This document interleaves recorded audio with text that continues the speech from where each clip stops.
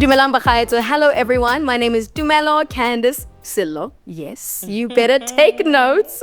And I have the great pleasure of being the host of Youth X Conversations, which is an online series where we dive into thought-provoking conversations and collaborative problem solving for the youth of 2025 South Africa. And it wouldn't be a conversation if I was having it alone. Yes, you as a listener on the other side, but I'm joined by three phenomenal individuals that I've had the privilege of getting to know in their respective powerful spaces of influence. Did you guys know that you guys are real influencers? Did you know that? I do know it. In case you didn't know, you've gotten that stamp of approval. So let me start with Keketo Makape, who is the head of strategy and operations right here at Nedbank. And then we also have Mondre Bremner, who is a senior manager of digital channel strategies. And last, but certainly not least, we have the senior manager of paid media. I get a lot of guys, we must be very specific when you address people in spaces like these. Now, I know you often operate in spaces of formality, but we're doing things a little bit different this time around. How often do you have a mic in front of you? Probably not often. Yeah.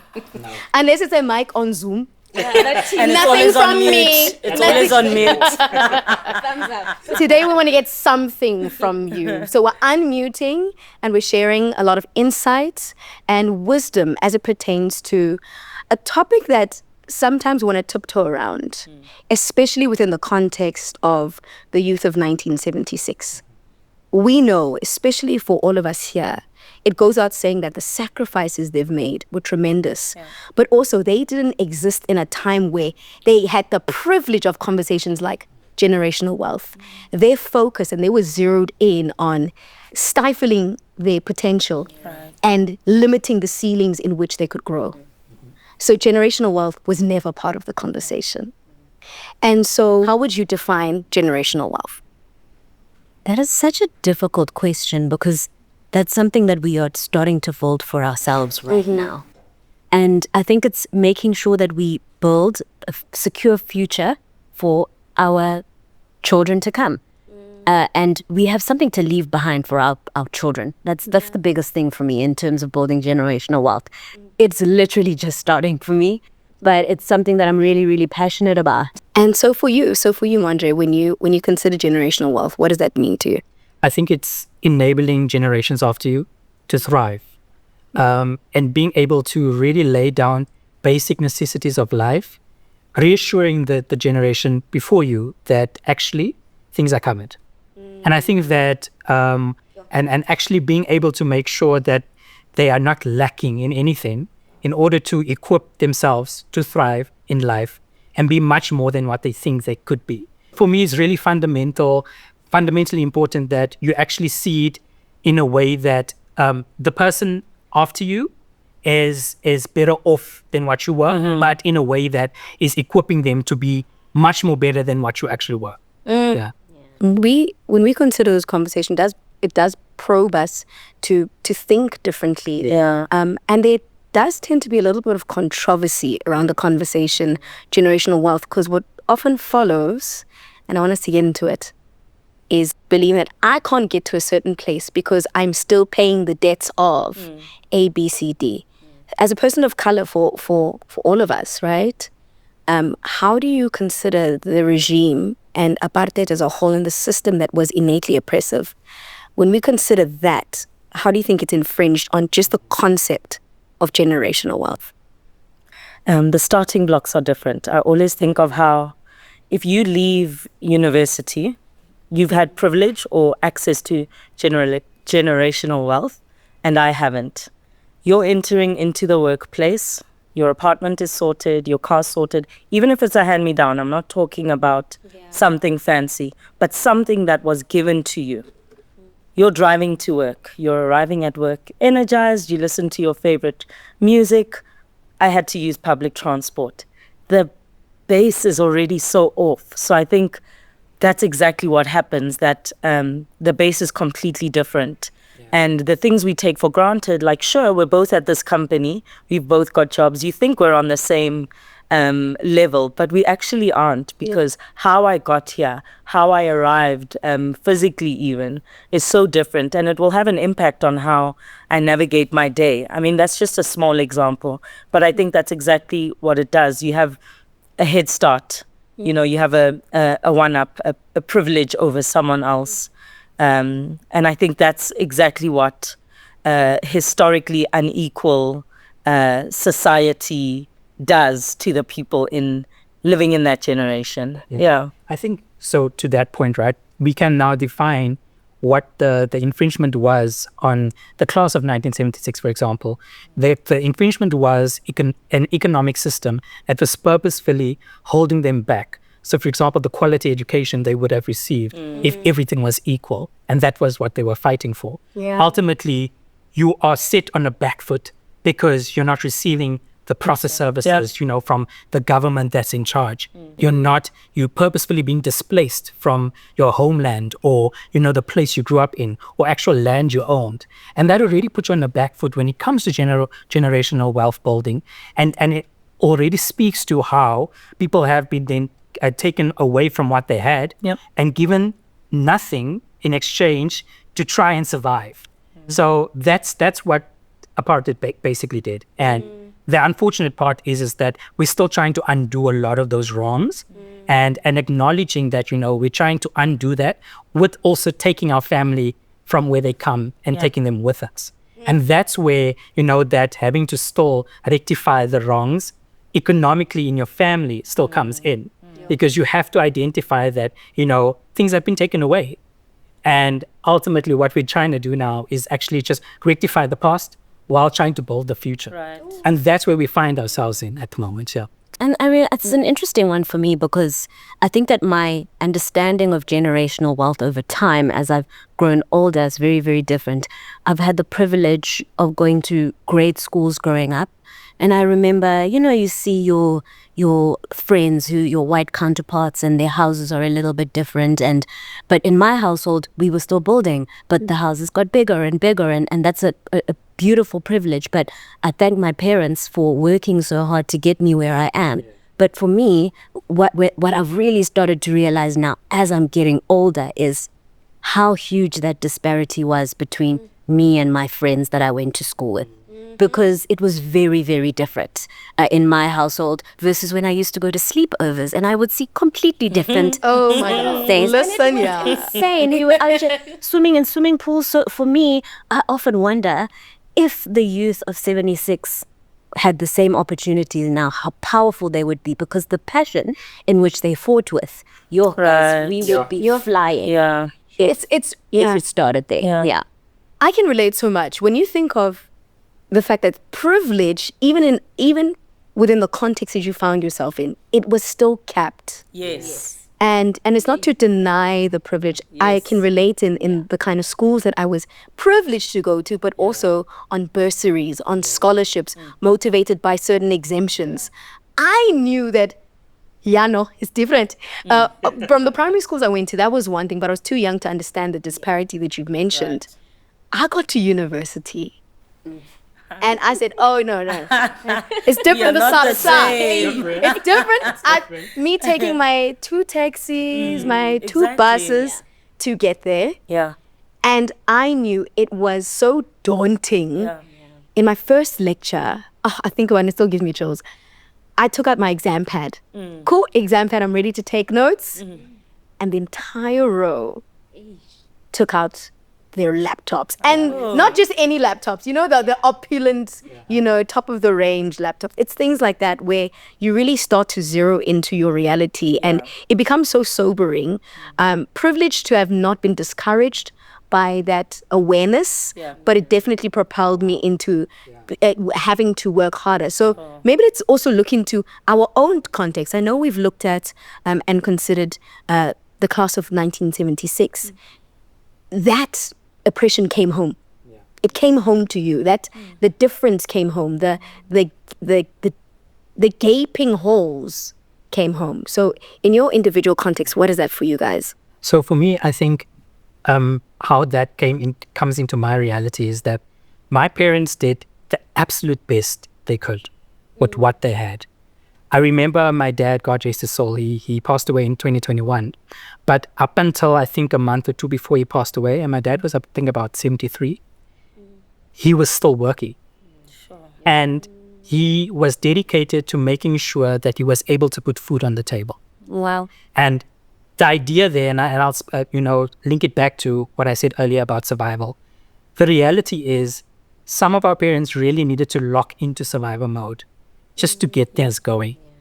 If my father, who was in his 70s, was still willing to, and he was a tailor, by the way, so you would sit in behind this massive industrial sewing machine and just sew away, and people really loved him for his work. But if he was willing to do that on a daily in his 70s, it just speaks to the complexity of how the people within that generation, and I mean they were part of that that generation of the 1976 people, and obviously from there you understand that just how difficult it was for having to take a pause on building wealth for generations to come, and just trying to make sure that your family is okay.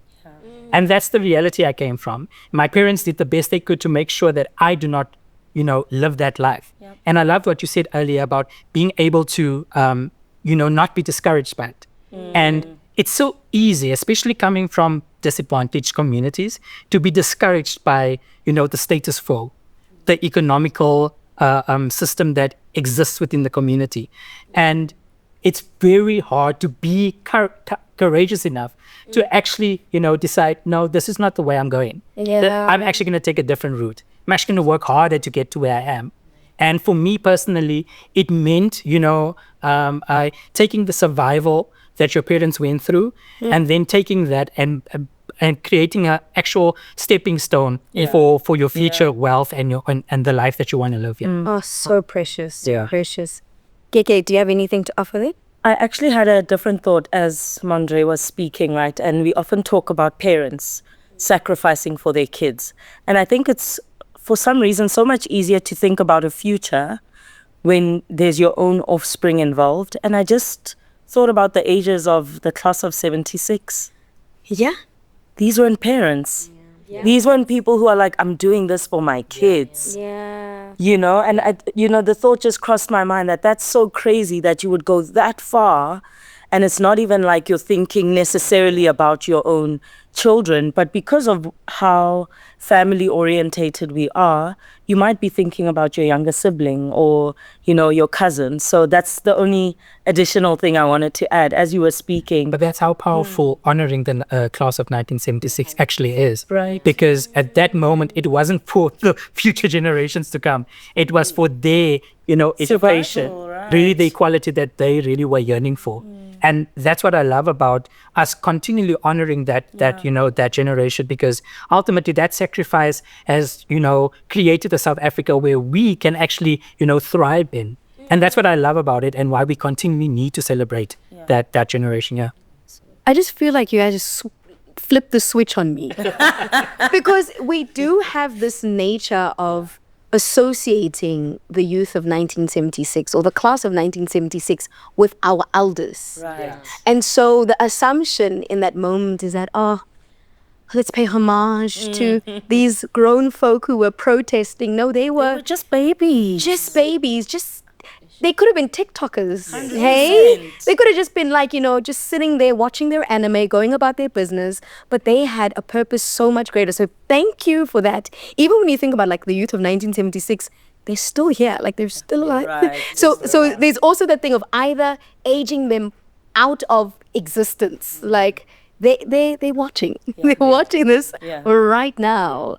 And in your own lives, keeping that in mind, which I think is such a mind-blowing, sobering realization, do you feel any pressure to do something greater for generations to come? Yes. What do you mean? I'm glad the answer was yes.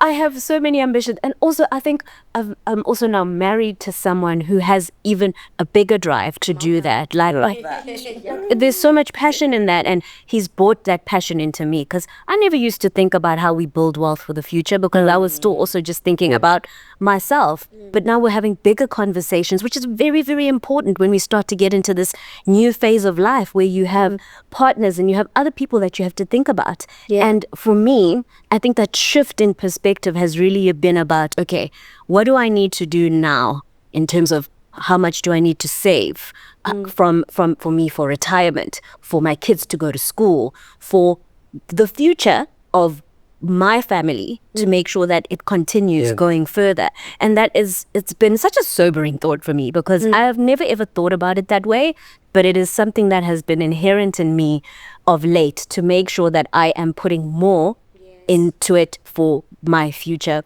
babies. And Manja, we were having a conversation offline, and you were saying you're the first in your family to have gotten a degree. Yes. Yeah? So that speaks to how, the restlessness within me to really not give up, because there's so much greater that needs to be achieved. And it is an annoying restlessness, because sometimes you're tired, thinking about having to, continually work on what you need to get done. And, I've been privileged enough to be able to get my tertiary education in a very, hardworking way. But it speaks to, again, the courage that I needed to choose out of the adversity and the survival mode that my parents were in. And for me, it is a privilege to be able to open the doors for the rest of my family, to be able to say, this is possible. We can do it, 100%. And understanding that not even the sky is the limit in terms of what we want to achieve. And so for me, it's really just tuning in and making sure that I do not settle. And sometimes, it can come across as someone that is, very difficult to encounter or work with, because you just don't want to settle for the status quo. And it's not because, maybe it's not acceptable, but it's something that, why should we? The past generations didn't have the privilege to fight against settling for something. They had to take it. Why do we have to abuse the privilege we have to actually not do that? So I really believe that, taking that restlessness and really gunning for everything I need to, for my family, for me, and for maybe, just the greater society out there, as a mirror to say that this is possible. Yeah. Generational wealth isn't just about the people coming after me. It's about building wealth so that I can almost give back to the people who came before me, the ones that are still here, my mother, my sisters, whoever it is. So I feel like I straddle between those two worlds of enjoy your money, have a nice time, and that part where it's like, okay, how do we then make sure that we're okay for the future? So That's such a good point, Kiki. Yeah. Now that I'm thinking about it, there was one Christmas where I was like to my family, I'll book the holiday house. And Okay. Imagine not being able to do that. And Exactly. that's actually a really good point. Yeah. So, and it's Generational wealth goes up as well for our generation. But another thought I've had, I want to put that like that. I want to put that somewhere on a billboard. Generational wealth goes up. it does for our generation. love that. But I think what's interesting, I look at my nieces and nephews, I'm like, Marilona, you're growing up in the burbs. Hey, you guys go to the malls for fun. You get a birthday party every year. I don't know if this is good for you, but the struggle. and their conversation is going to be so different, because generational wealth for them then won't be the same definition per se. It might not be up and down. For them, it will be a new definition. So I think for every generation, it might change what the definition of it is. So as we draw this conversation to a close, are there any last nuggets that you have for a young person who's still struggling with the concept of generational wealth in their current context? I would say, they say that Rome wasn't built in a day. South Africa definitely wasn't, and neither were you. Don't fall into that trap of comparing yourself to other people. Just do what you can right now to get to where you want to be in the future. Like, don't rush yourself. It's going to take time. It's taking time right now, but you're building. So, Yes, man. Yeah. I would say, the hard work you put in now is going to pay off. I know it doesn't feel like it doesn't seem like it. And in the society, in the economy and the world we're living in, it kind of feels like so pointless sometimes.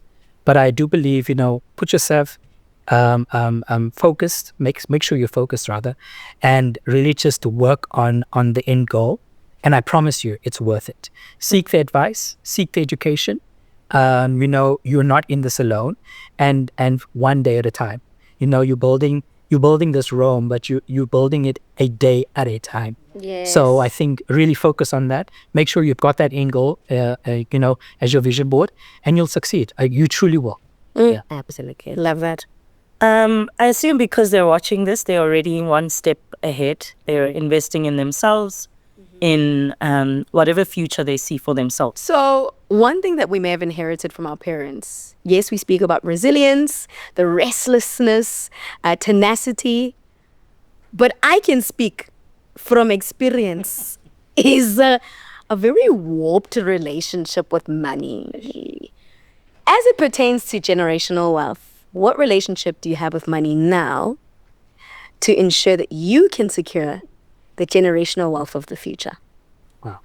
Are we getting up close and personal? That was a little personal. It doesn't have to be specific. We're not asking for 3-month bank statements. 100%. But really just, or maybe just advice to a young person and their pocket and their spending and how they relate to money. So you asked about upbringing. My dad, Muzeki. Hey, everybody's got to be good. People must know I made it out the hood. I'm from a family where both my parents were firsts. Wow. First and maybe even onlys who were able to really make it out and to do well for themselves. And my dad wanted to make sure people knew. So there's a little bit of that. Not letting people know, but the spending, definitely. Oh, that you've inherited. From my dad. From my dad. Okay. So that's that inheritance from there. And then my mom, because she raised us mostly as a single mom, the opposite, right? Anxious, definitely did everything she could do to get us what we needed, sometimes what we wanted. So there's that weird relationship. So if I think about it like attachment styles, anxious, avoidant Okay. is what I've inherited. But now we're getting secure. I'm really trying to. So honestly speaking, I'd say the beginning of my career, you're sort of short-sighted. I was very much about, cool, money in, what nice thing can I buy? How can I treat myself? How can I do some fun things?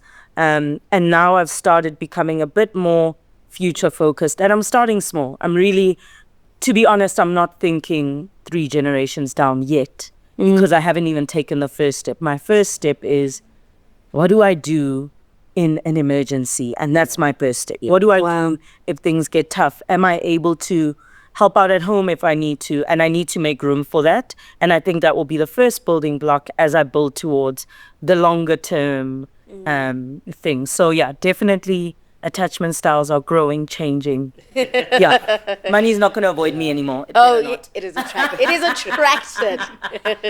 Vicky, it feels like we've lived the same life. So I was telling you a story and I'm like, okay.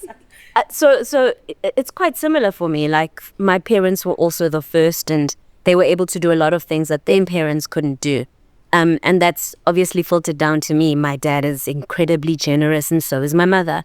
I think how that's changed my relationship with money is making sure that I surround myself with the right people who will also empower me to do that. Because you can have friends that are leeches, guys. Let's talk about that. Just look at the people around you and you'll start to see a really, really scary pattern. But surrounding yourself with the right people. And I'm very fortunate in this new phase of my life now, being a wife. I have a husband who is so financially astute that he actually helped me build a better relationship with my money, because at a certain point he was my financial advisor. And that brings me to a very important point, guys. Seek out that help to help you build that generational help. I think our whole slogan is see money differently. Yes. See money differently by talking to people about it, by understanding, hey, what do you do to save? What do you do to invest? Like, where are you banking? Have those conversations. Yeah. Money is like almost like a faux pas subject that no one wants to discuss. But guys, discuss it. Seek financial advice. That's why banks like Nedbank exist. So have that conversation and surround yourself with the right people. Oh, brilliant. Guys, survival mode has taught me there's no room for savings. And you actually, get imprinted this because you need to survive. There's no room to save for a rainy day. What is that, right? So the thing that I needed to teach myself was to actually consciously put money away, for the rainy day, for, future ambitions and so forth. And at the end of the day, the thing that I really took away from having to deal with money was to make sure that I had a healthy relationship, being able to save, invest, take time to, enjoy the good things in life, but at the same time, consider that, not every day is a beautiful, sunny day. There are going to be moments when, the pockets are going to need some extra help. And survival mode will teach you that is a thing you shouldn't consider. But I will implore on anyone to really, think about it and seek the advice, because there's so many people that are, equipped to be able to help you, just manage money better. It's not about having, millions of rands in the bank immediately. It's about saving towards a goal, making sure that you are secure, making sure that, on a rainy day that you've got things sorted out. And that's the relationship I have with money now. Took me a while. Took me a while. I did it, it really didn't happen overnight. You go through some heavy, learning periods and really trying to figure out how to navigate this thing of earning money versus spending money, and also then saving and also building wealth. So ultimately, that's where I'm at now with money. It is a very interesting relationship, but I think we're good. But something... Striking a balance. Any last nuggets for a young person who's trying to navigate this world of generational wealth, just short-sightedness? I need this now. Where to from here? Education, I think, is the obvious one. Education, right? And yes, ma'am. Not for the purpose of making money, but just education for fair education's sake. We can read, write, listen to us honging our way through this episode. Here we are, all the Englishes. Yes. Hong, hong, hong. And I think it's a massive privilege. Again, we take it for granted, but that's definitely one of them. I'm so thankful that, the different levels of education, I've been able to go through all of them. And it's because someone way before me said, I deserve this. Yeah. And you will give me this thing. So definitely education, I'd say, is one. Yeah. Yes. I think for me, it's to fight for what you believe is right. Not to give up. That fighting spirit. I mean, we currently have a youth that is really passionate about the things that they believe in. And I feel like that has been passed down and we don't even see it. But the fight might change. It's not the same. It's not a protest, where, people unfortunately lose their lives. But it's probably a different fight that we need to fight. Yes. It's the fight to privacy. Yes. It's the fight for who we believe we need to be in this digital age. And I think that is what is quite important for us to acknowledge. But for me, it's at the fight. It's not to give up. It's always to really fight for the cause that you believe is the right one. And you said, you even said earlier on it, you're restless. They're restless. Your restlessness. Yes. Maybe I'm going to switch it up a little, because people are always talking about like health is wealth. They probably also didn't have the time to put the energy into how they feel, how they look, right? So even just imparting that kind of wisdom onto your kids to be like, guys, money is important, but your health is as important. Because it's as important. Like you need to exercise, you need to eat well so you can enjoy that wealth in the future. So it's minor things like that maybe our parents and our grandparents and our great-grandparents didn't have the opportunity to do because they were just fighting to survive. Yeah. Now you have the opportunity. Guys, fitness influencers are making money. And that's where the wealth is coming from. So just imparting those small pieces of wisdom to be like, guys, it's important to work hard and get the money. Yeah. But make sure your health is right. Make sure your mind is right. And I think that's maybe a different spin on building that generational wealth from a health perspective. I don't know about you who's been watching or listening, but I'm so encouraged to what? See money differently. So from the insights, Keke, Mondre, Cheryl, that you've shared, and the wealth that you're imparting on everyone who's had the privilege to enjoy what you've shared, we appreciate it. We genuinely do. And I want to find out from you in the comments. Join us in the conversation because it doesn't just end here. When you consider the youth of 1976, what generational wealth did they leave you? And how can you be better at appreciating it? A lot of challenging insights, but we want to know from you, what are those nuggets that you're also going to impart on other individuals? But for now, it's a wrap from me, Tumelo Candicillo. Thank you so very much. And please ensure that you check out the next episode right here on Youth X Conversations. Be blessed.